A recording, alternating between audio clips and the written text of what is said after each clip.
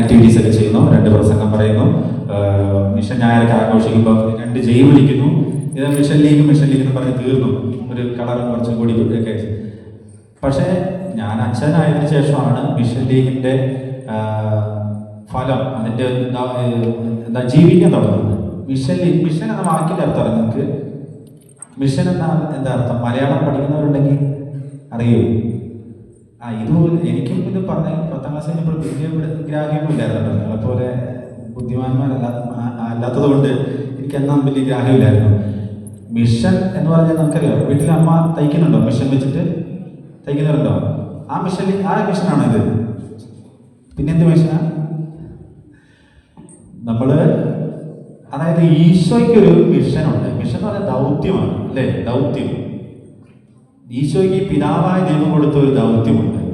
ആ ദൗത്യം ഈശോ ശിഷ്യന്മാരെ ഏൽപ്പിച്ചു. ശിഷ്യന്മാര് അപ്പോസ്തലന്മാരെ ഏൽപ്പിച്ചു. അപ്പോസ്തലന്മാരെ ആരെ ഏൽപ്പിച്ചു?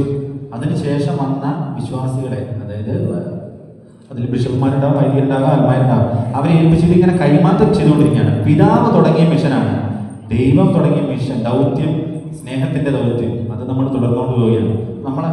അതുകൊണ്ടാണ് കഴിഞ്ഞ ദിവസം സിസ്റ്റർ പറയുകയാണ്, മിഷൻ ലീഗ് മരിക്കുന്നോളം വരെ ഇതിന്റെ അംഗത്വം നമുക്കുണ്ട്. KCYയുടെ അംഗത്വം എപ്പോഴാണ് തീരുന്നതെന്ന് അറിയോ? 30ാം വയസ്സിൽ തീരുന്ന ഇപ്പം ഞാൻ കേട്ടത്, കഴിഞ്ഞ ആഴ്ച ഞാൻ കേട്ടത്. അതിനുശേഷം ഇപ്പം പക്ഷെ നിങ്ങൾക്ക് മിഷൻ ലീഗ് മരിക്കുന്നോളം വരെ നമ്മൾ മിഷൻ ലീഗിന്റെ അംഗങ്ങളാണ്. കാരണം നമ്മുടെ ദൗത്യം മരിക്കുന്നോളം വരെ ഉണ്ട്, സ്നേഹിക്കാനും വിശ്വാസം പങ്കുവയ്ക്കുവാനും സംരക്ഷിക്കുവാനുള്ള ഒരു ദൗത്യം. അപ്പം പ്രിയ കുഞ്ഞുമക്കളെ, ഞാൻ നിങ്ങളോട് പറയാം, നിങ്ങൾ മിഷൻ ലീഗിന്റെ അംഗങ്ങളായിട്ട് മിഷൻ പ്രവർത്തിക്കാൻ ഗുജറാത്തിൽ പോകണ്ട, ഛത്തീസ്ഗഡിൽ പോകണ്ട, റോമിലൊന്നും പോകണ്ട. നമ്മുടെ വീട്ടിൽ തന്നെ വിശ്വാസം ജീവിക്കുമ്പോൾ, പ്രാർത്ഥിക്കുമ്പോൾ, പങ്കുവെക്കുമ്പോൾ, ഇവിടെ മതാധ്യാപകർ അവരുടെ വിലപ്പെട്ട സമയം ഒക്കെ മാറ്റി വെച്ചുകൊണ്ടാണ് ഈ ഞായറാഴ്ച, അല്ലേ? അവർക്ക് വേണമെങ്കിൽ വീട്ടിൽ വിശ്രമിക്കാമായിരുന്നു. പക്ഷേ അവരുടെ മറ്റു ഉത്തരവാദിത്തങ്ങളുണ്ട്, അതിനെ ഇടയ്ക്ക് വിശ്വാസം പങ്കുവെക്കാൻ വേണ്ടി അവർ തയ്യാറാവില്ല. അപ്പം അത് വലിയൊരു സാക്ഷ്യമാണ്. നിങ്ങൾക്ക് എല്ലാവർക്കും അതിന് സാധിക്കട്ടെ. റോമിലെ അച്ഛൻ സാർ സൂചിപ്പിച്ചതുപോലെ ഞാനൊരു പള്ളിയുടെ ചാർജ് കൂടിയുണ്ട്. കാര്യമൊന്നുമല്ല, ഒരു സൈഡിൽ ഇത് ഇടത്തിറക്കി നിൽക്കുന്ന പോലെ ഒരു കൊച്ചച്ഛനായിട്ട് ഇങ്ങനെ സേവനം ചെയ്തു പോകുന്നു.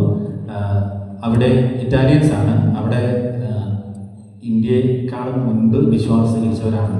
പത്രോസ് സ്ലീഹായും പൗലോസ് സ്ലീഹായും രക്തസാക്ഷിത്വം വഹിച്ച റോമാണ്. അപ്പോൾ അവിടെ ആദ്യ നൂറ്റാണ്ടിൽ തന്നെ വിശ്വാസമുണ്ട്. അന്നു മുതലേ ക്രിസ്ത്യാനിറ്റി ഉള്ളൊരു രാജ്യം, ഒരു പ്രദേശമാണ് റോം എന്ന് പറയുന്നത്. പക്ഷേ ഇപ്പം പല സാഹചര്യങ്ങൾ കൊണ്ട്, പ്രത്യേകിച്ച് നമ്മുടെ സെക്കുലറിസം വളരെ വ്യാപിച്ചതുകൊണ്ടും ഒക്കെ വിശ്വാസം കുറേ കുറവൊന്നുണ്ടെങ്കിലും വളരെ നന്നായി വിശ്വാസം പ്രാക്ടീസ് ചെയ്യുന്ന ഒരുപാട് പേർ അവിടെയുണ്ട്. വിശ്വാസത്തിൽ തിരിച്ചു വന്നുകൊണ്ടിരിക്കുന്ന ഒരു യൂറോപ്പിനെ കാണുന്നുണ്ട്. അപ്പം അതിൻ്റെയൊക്കെ ബൂസ്റ്റിംഗ് എനിക്ക് കിട്ടിയത് ഈ ഒരു ഇടവകയിൽ നിന്നാണ്, നമ്മുടെ സ്വന്തം ഈ ഭവനത്തിൽ നിന്ന്. അതുകൊണ്ട് ഇവിടെ വരുമ്പോഴും ഞങ്ങൾ കാണുമ്പോഴും ദിവ്യബലി അർപ്പിക്കുമ്പോഴും ഒക്കെ ഒരു നൊസ്റ്റാൾജിയ ഫീൽ ചെയ്യാറുണ്ട്. അവിടെ നിന്ന് ചില ഞായറാഴ്ചകളിൽ ഞാൻ ആലോചിക്കാറില്ല, അവിടെ കുട്ടികളൊന്നും ഇതുപോലെ ഇല്ല കേട്ടോ. വിദേശത്ത് കുട്ടികളില്ല, പട്ടികളേ ഉള്ളൂ. നിങ്ങൾ കണ്ടിട്ടില്ലേ? മതാമാരിങ്ങനെ പട്ടികളെയൊക്കെ ചുമന്നുകൊണ്ട് പോകുന്നത്? അതുപോലെ അവിടെ കുട്ടികളൊക്കെ കുറവാണ്. അതുകൊണ്ട് പ്രിയമുള്ളവരെ, എനിക്കും ഇത് അവിടെ ഒരു നൊസ്റ്റാൾജിയ നമുക്ക് ഇപ്പോഴും ഉണ്ട്, നമ്മുടെ നാടിനെ കുറിച്ച്, നമ്മുടെ നാട്ടിൻ്റെ ഈ ഒരു മനോഹാരിത, സമ്പത്ത്, വിശ്വാസ പൈതൃകം ഇത് അസോസിയേറ്റ് നിങ്ങൾക്ക് എല്ലാവരും സാധിക്കട്ടെ. ദൈവം നിങ്ങളെല്ലാവരെയും സമൃദ്ധമായി അനുഗ്രഹിക്കട്ടെ. മിഷനിലെ എല്ലാ സംഘടനാ ഭാരവാഹികൾക്കും എല്ലാവിധ അനുമോദനങ്ങളും നേരുന്നു, ആശംസകൾ നേരുന്നു. ദൈവം